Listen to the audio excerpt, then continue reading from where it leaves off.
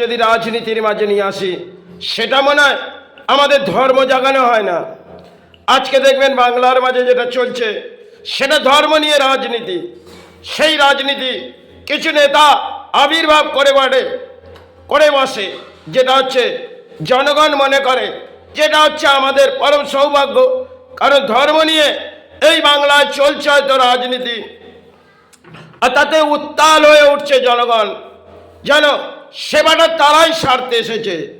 আজকে যখন বর্তমান দিন সময় চলেছে, এক একটা মন্দির যেমন ধর্মগুলো তলানিতে পাঠিয়ে দিয়েছে মাকে বিক্রয়, আর তেরম নেতারাও বলি আবড়ে যেন ধর্মের মাঝে এসে গেছে।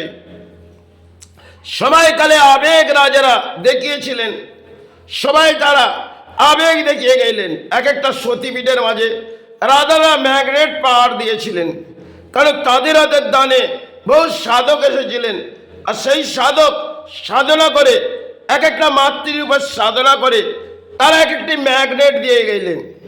যে মন্দিরগুলো আজকে সতীপীঠগুলো আমাদের ধর্মস্থানগুলো যেগুলো একটি ম্যাগনেট ছিল, তার পাওয়ার এটা সময়ের হয়তো খেলা নষ্ট হয়ে গেছে, কারণ মাকে ঘুম পাড়ানো হয়েছে। কারণ এই সমাজে দেখবেন ধর্ম যেটা রাজনীতির মাঝে এসেছে, আর মাকে ঘুম পাড়ানো হচ্ছে। মা তুই ঘুমিয়ে পড়, তুই ঘুমিয়ে পড়লে আমার সঞ্চয় হবে।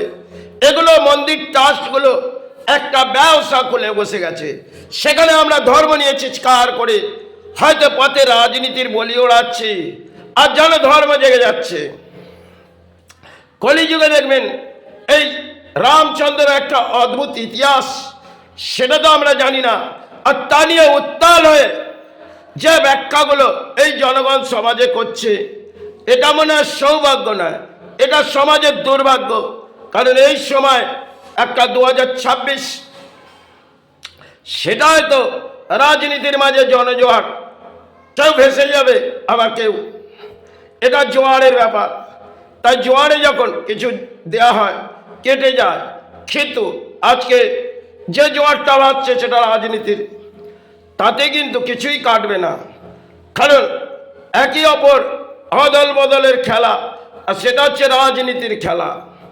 এই সমাজে দেখবেন যা পরিস্থিতি এসে গেছে, ধর্মের মাঝে আশ্রয়তে ছেড়ে দিয়েছে আর রাজনীতির মাঝে আশ্রয় নিয়েছে, ধর্মের মেরুদণ্ড ভেঙে ফেলেছে। কারণ এরা ধর্ম ধর্ম করে চিৎকার করে যদি একটা তিলক লাগিয়ে পথে বেরিয়ে চিৎকার করে, এরা ভাবছে ধর্ম জেগে গেল।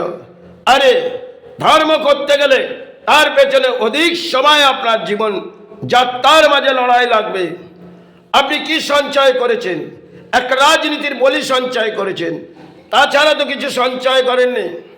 কারণ রাজনীতির বলি সঞ্চয় করে কিছু অর্থ সঞ্চয় করেছেন, আর এই দেশের অর্থ, সেটা রাজারা একটা সময় যখন মন্দিরগুলো গড়েছিলেন, তার মধ্যে এক একটি ম্যাগনেট পাওয়ার সাধককে দিয়ে বসিয়ে করিয়েছিলেন।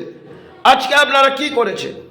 রাজ্যের মাঝে রাজনীতি করেছেন, ধর্মের নীতিটা আপনারা ছেড়ে দিন। তাহলে অধর্মের বলি বলে ধর্ম জেগে যায় না, আর ধর্ম করতে গেলে আপনাকে দেখবেন ধর্ম যখন তিনি করে, তাকে কিন্তু কলির অংশের দণ্ড পেতে হয়।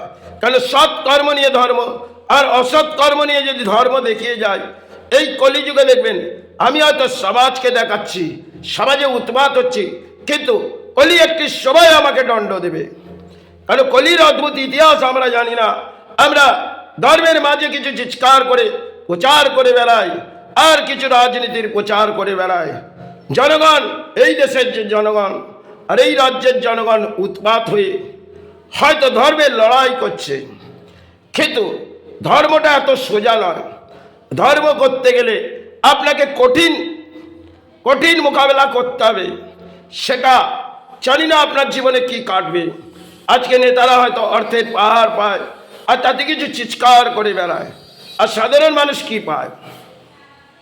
আজকে ধর্মের আশ্রয়তে ছেড়ে দিয়েছে অধর্মের আশ্রয়। কলিযুগে একটা রাজনীতির বলি যেটা হৃদয়ে ভরে উঠেছে, এই জনগণের হৃদয়ের ভরে উঠেছে। কেউ বলছে রামের মাঝে সার আসবো, আর কেউ বলছে আরেকটি নাম আমি তুলে ধরবো, সেটা হচ্ছে নামকরণ করানো হচ্ছে। এই নামকরণ করতে করতে ধর্মটা তলানিতে পাঠিয়ে দিয়েছে। কেউ বলছে আমি দেবী দুর্গার আবির্ভাব করে সমাজ জাগিয়ে দেব, আর কেউ বলছে আমি শিবের মন্দির আবির্ভাব করে ধর্ম জাগিয়ে দেব। এই তো চলছে বাংলায়। এটাই তো পরম দুর্ভাগ্য বাংলার। সময়ের মেরুদণ্ড হয়তো বাংলা ভেঙে গেছে। এ বাংলা হয়তো ধর্ম করে জাগবে না, কারণ বাংলা জেগে পড়েছে রাজনীতিতে, তাতে উত্তাল হয়েছে জনগণ। সময় বহু সাধক একটি ব্যাখ্যা দিয়েছিল, সেটা তো সময়কালের ব্যাপার, আজকে সে সময় নয়। আজকে বর্তমান সময় একটা ইন্টারনেটের যুগ, সেখানে আমরা চিৎকার করে বেড়াচ্ছি যেন ধর্ম আমার জেগে গেল।